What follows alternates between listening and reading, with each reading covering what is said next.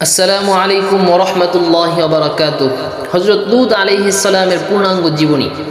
লূত আলাইহিস সালাম ছিলেন ইব্রাহিমের যুগের একজন মহান নবী। তিনি ছিলেন ইব্রাহিম আলাইহিস সালামের আত্মীয় এবং আল্লাহর নির্বাচিত বান্দা।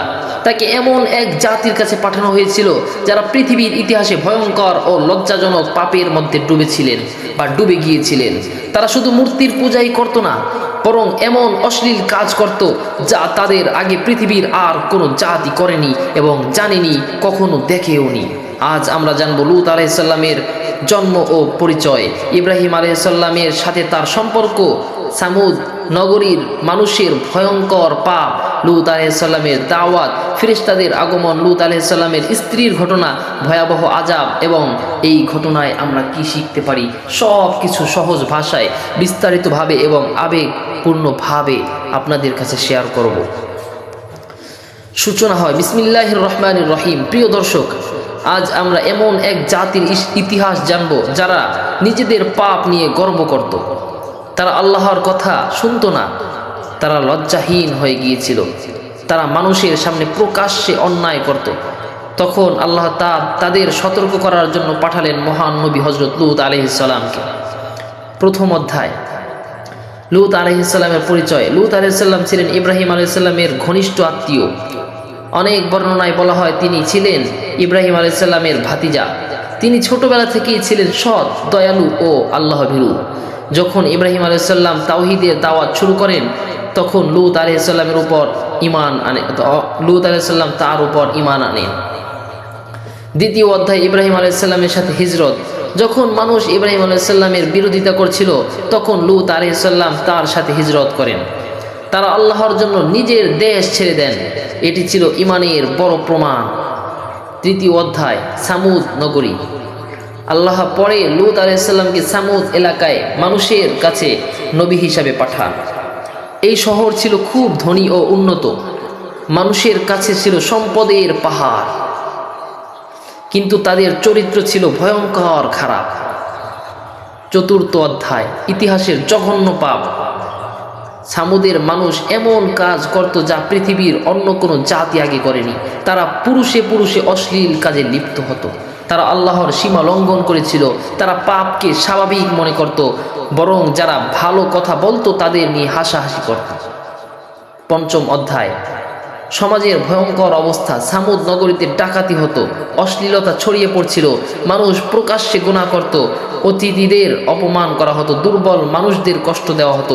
পুরো সমাজ ধ্বংসে ডুবে গিয়েছিল, পুরো সমাজ ধ্বংসের দিকে যাচ্ছিল এবং চলেই গিয়েছিল। ষষ্ঠ অধ্যায়, লূত আলাইহিস সালামের দাওয়াত। লূত আলাইহিস সালাম মানুষদেরকে বললেন, তোমরা আল্লাহকে ভয় করো, এই জঘন্য কাজ ছেড়ে দাও।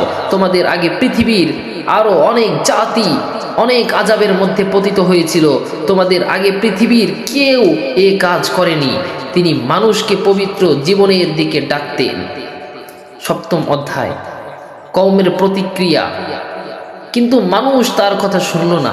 তারা বলল, লূত ও তার অনুসারীদের শহর থেকে বের করে দাও, কারণ তারা নিজেদের পবিত্র রাখতে চায়।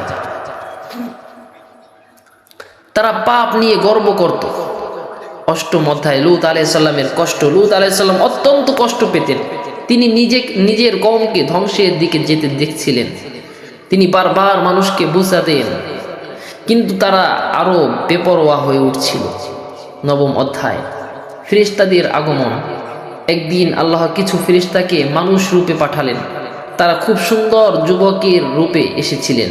প্রথমে তারা ইব্রাহিম আলাইহিস সালামের কাছে যান, পরে তারা লূত আলাইহিস সালামের শহরে আসেন। দশম অধ্যায়, লূত আলাইহিস সালামের ভয়। লূত আলাইহিস সালাম যখন সুন্দর যুবকদের দেখলেন, তখন ভয় পেলেন, কারণ তিনি জানতেন তার কওমও অত্যন্ত খারাপ। তিনি ভাবলেন, আজ বড় কঠিন দিন। একাদশ অধ্যায়, কওমের হামলা।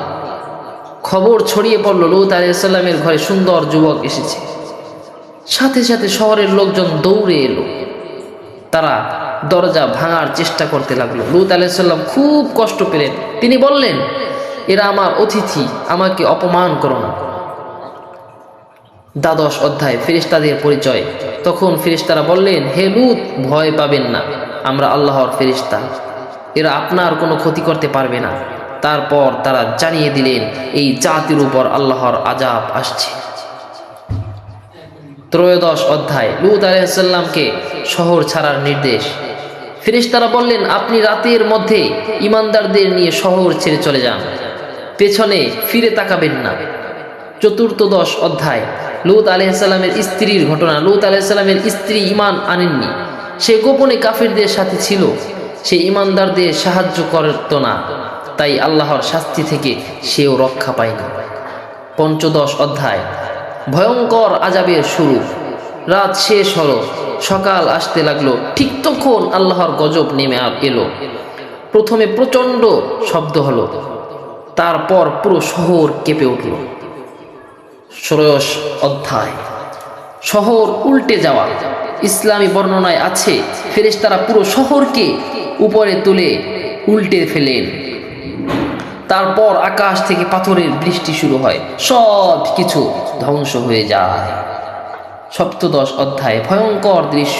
কল্পনা করুন, মানুষ চিৎকার করছে, ভূমি কাঁপছে, বাড়িঘর ভেঙে পড়েছে, আকাশ থেকে আগুনের মতো পাথর পড়ছে। কেউ বাঁচতে পারল না, সবাই এই বিপদের মধ্যে নিমজ্জিত হয়ে গেল।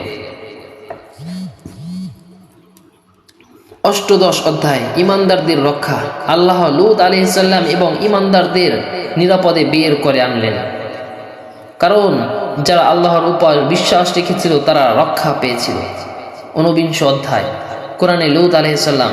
কোরআনে বহু জায়গায় লূত আলাইহিস সালামের ঘটনা এসেছে, যেমন সূরা হুদে, সূরা আল আরাফে, সূরা আশ-শুআরা, সূরা আল হিজরে, সূরা আল কামারে।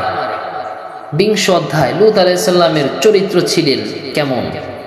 অত্যন্ত ধৈর্যশীল ছিলেন তিনি, অত্যন্ত সত্যবাদী ছিলেন তিনি, পবিত্র চরিত্রের অধিকারী ছিলেন তিনি, আল্লাহ ভীরু ছিলেন এবং তিনি দয়ালু ছিলেন। তিনি শেষ মুহূর্ত পর্যন্ত নিজের কওমকে বাঁচাতে চেয়েছিলেন এবং বাঁচানোর জন্য চেষ্টা করেছিলেন। 21 অধ্যায় এই ঘটনার শিক্ষা, পাপকে স্বাভাবিক মনে করা ভয়ঙ্কর। যখন সমাজ গুনাহকে ভালো মনে করতে শুরু করে তখন ধ্বংস নেমে আসে।